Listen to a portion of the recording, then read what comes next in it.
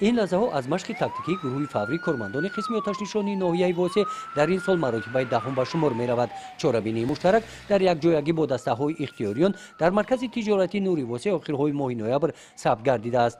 مرکز مذکور گشاد و واسع بوده. اینجا مال و محصولات‌های نیاز مردم نگاه داشته شده. جای سیرآدم شهرکی هولبوگ میباشد.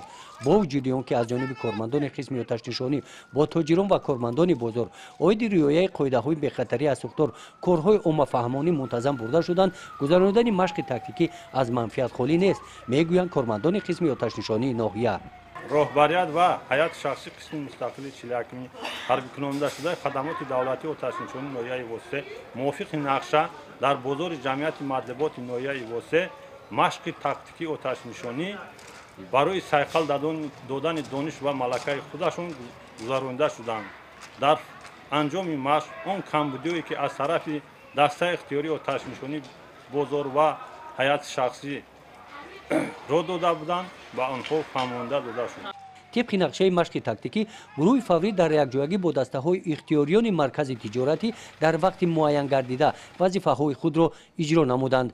راهبریت قسم آتش نشانی ابراز نمودند که برگزاری مشق‌های تاکتیکی از جمله چهاربینی‌های میباشند که در پیشگیری از حادثه‌های ساختار هیئت شخصی و دسته‌های اختیار را در حالت آمادگی دائمی نگاه می‌دارد. گزارش خواجه نظریف خدای نظر ظهورов از ناحیه واسع برای برنامه اطلاعاتی نوید.